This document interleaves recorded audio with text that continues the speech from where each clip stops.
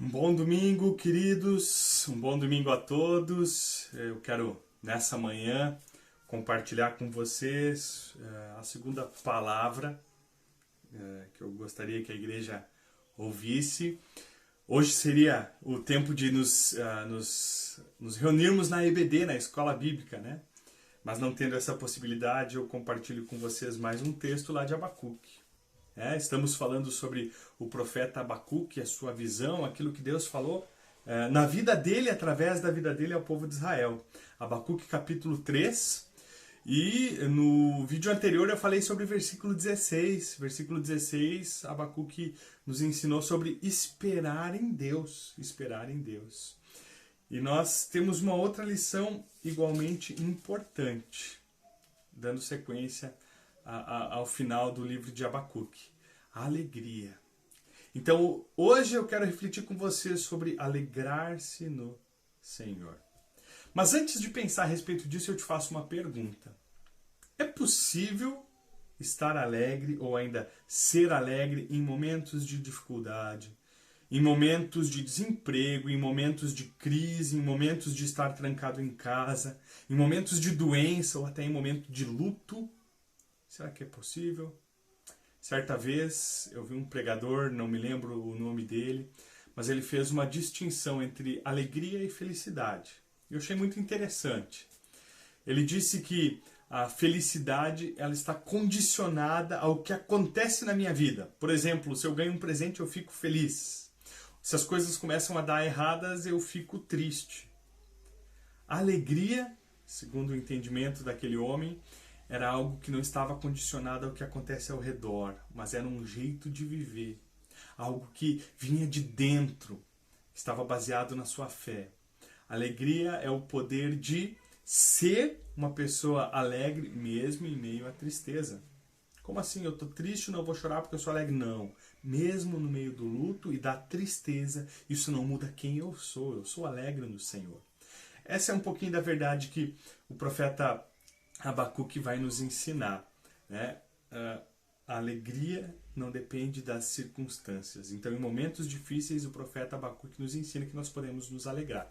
Versículos 17 e 18 do capítulo 3 de Abacuque dizem o seguinte: ainda que a figueira não floresça, nem haja fruto na videira, ainda que a colheita da oliveira decepcione e os campos não produzam mantimento, ainda que as ovelhas desapareçam do aprisco e nos currais não hajam mais gado, mesmo assim, eu me alegro no Senhor e exulto no Deus da minha salvação.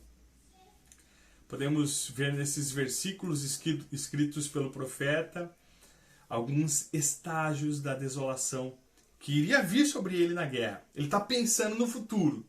Quando a guerra vier, quando a desgraça chegar aqui em Jerusalém, a gente pode observar alguns estágios que ele coloca, né, na tristeza ou em momentos de dor. O primeiro estágio é o comum se tornando raro. Ele vai dizer, mesmo que não floresça a figueira, né, ainda que a figueira não floresça. Figueiras eram extremamente comuns no território de Israel. Tinha figueiras em todo canto. Era uma fruta comum. E a referência do profeta é a respeito de algo que é extremamente comum, que se vê em todos os lugares, mas que começa a faltar, começa a desaparecer. Não tem colheita de figo esse ano.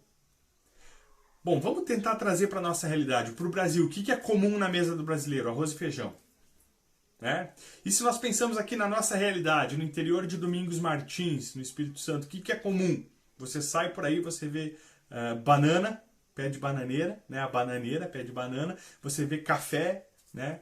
Algumas frutas e legumes que são comuns. Agora, o que acontece se isso que é comum começa a faltar?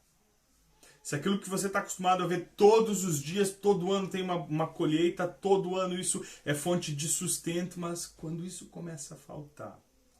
A gente viu no ano que se passou o preço do arroz, né? O preço do arroz dobrou de valor nesse último ano, praticamente. O preço da carne cresceu muito. Diante dessa situação e nesse primeiro estágio da dificuldade, a gente consegue levar, reclama, mas dá para levar, ainda dá para levar. Qual é o segundo estágio da dificuldade? Quando não existem mais motivos para festejar.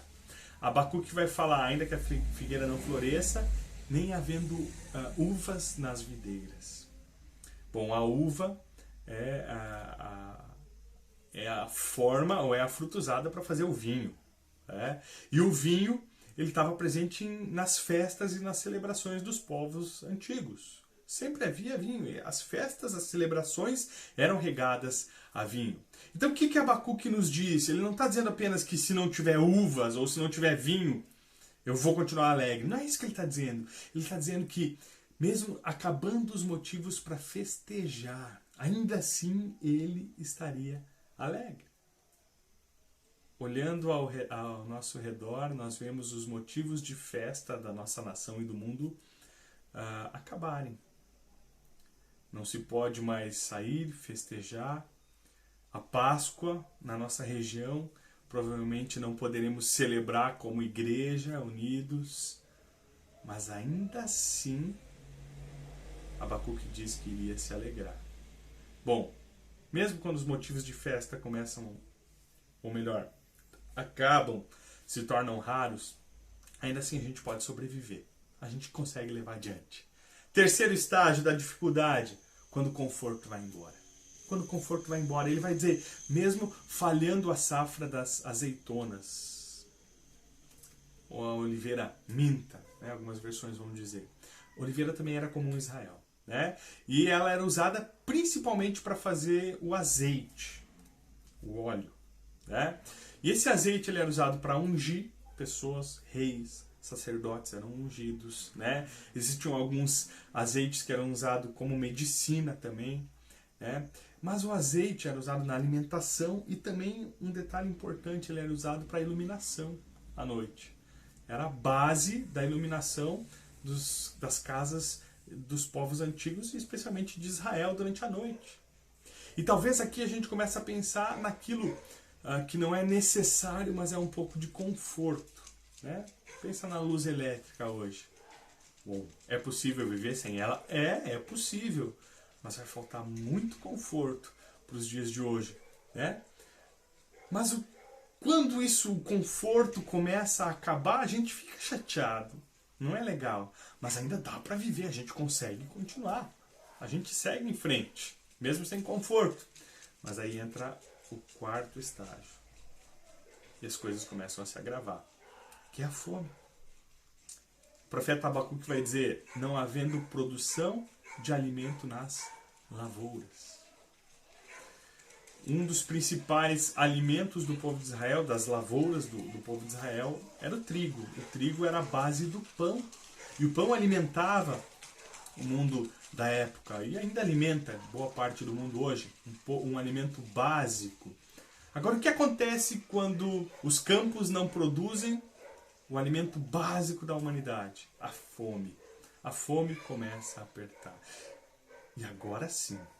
Quando a fome começa a apertar, as dificuldades se multiplicam. A gente pode viver tranquilamente sem aquilo que é comum. Quando o comum começa a se tornar raro, né? As coisas começam a aumentar de preço. Você comprava lá com R$50, agora não dá mais, já tem que apertar um pouquinho, mas dá para viver. A gente sobrevive sem muitos motivos para festejar. Não podemos celebrar, não podemos estar juntos. A gente sobrevive. Sem conforto, a gente reclama, mas dá para levar a vida. Agora, quando a fome começa a apertar, aí é difícil. Aí eu não sei se a gente tem tantos motivos para nos alegrar assim. Mas não acaba aí, porque o profeta fala de um quinto estágio. Ele não fala apenas da fome, ele vai falar do trabalho também, quando não há trabalho. Ele vai dizer, nem as ovelhas no curral, nem bois nos estábulos. Né? Você pode pensar em ovelhas e bois como alimento. Eles eram usados, né, como alimento, com certeza. Mas, além disso, porque nem todos tinham condições de comer carne na época, né? Eram mais para festas ou para as pessoas de condições melhores. O alimento do povo de Israel era pão, legumes e verduras, né, da maioria do povo. Agora, uma coisa que acontecia, que movia a economia do povo de Israel, era a criação de animais. O leite, a lã, né, o couro. A carne também eram fontes de lucro e de prosperidade.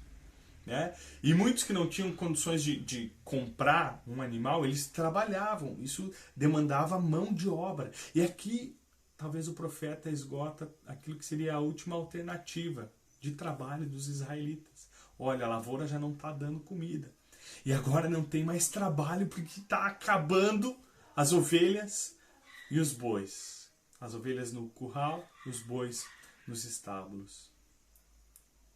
Bom, se a fome aperta, se as dificuldades se levantam, a gente pensa, eu vou trabalhar duro e trabalhando duro eu vou sustentar a minha família.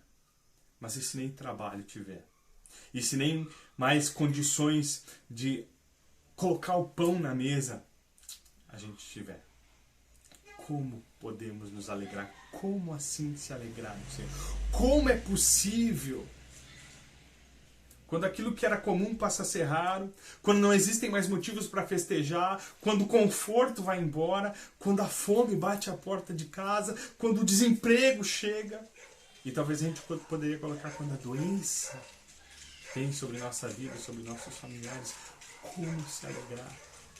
Abacuque aprendeu a alegrar-se no Senhor. Versículo 18 ele diz, mesmo assim eu me alegro no Senhor e exulto no Deus da minha salvação. E não é apenas uma alegria, é uma exultação, é uma alegria que se coloca para fora, que o profeta está dizendo aqui. O Deus da minha salvação. Abacuque não está falando da salvação espiritual aqui, ele está falando da salvação que Deus traria ao povo de Israel.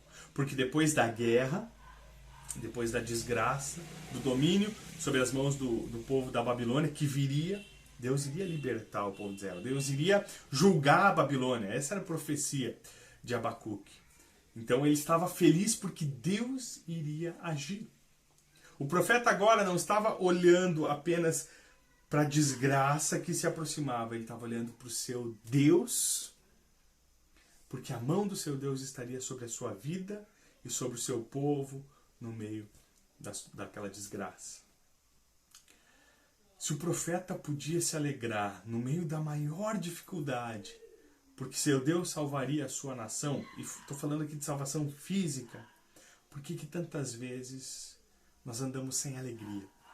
Porque tantas vezes o nosso coração se perde dos propósitos de Deus, mesmo sabendo que Deus nos proporcionou uma salvação eterna. A salvação que Deus tem para nós é eterna. É eterna. E me ouça, ao final dessa mensagem, nenhum motivo que te causa dor ou que te causou dor, nenhum desses motivos que entristeceu o seu coração, nenhum deles é maior do que o motivo que você tem para se alegrar, a salvação em Cristo Jesus. Cristo derramou a sua vida na cruz do Calvário para que você pudesse ter vida.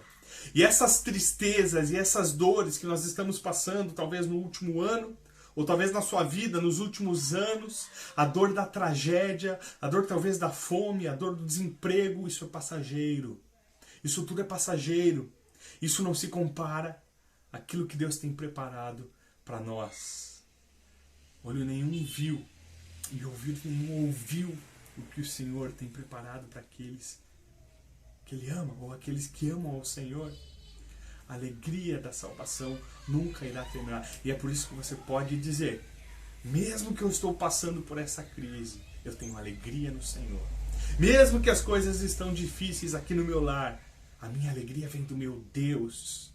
E é por isso que mesmo no meio da tristeza e da dor, eu posso dizer, eu sou feliz com Jesus. Eu sou feliz com Cristo. Olhe para a cruz, porque na cruz você encontra um motivo da verdadeira alegria. Que o Senhor te abençoe.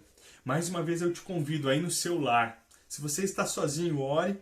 Ajoelhe-se diante de Deus, se você pode, ore. E louve ao Senhor pela salvação e peça que Ele encha teu coração da alegria que vem do céu. Se você pode, com a tua família, reúne a tua família, chama a tua família, orem, cantem ao Senhor músicas de alegria, dizendo, Senhor, nós somos alegres em Ti, mesmo no meio da tribulação. A nossa alegria está em Ti. Que Deus te abençoe.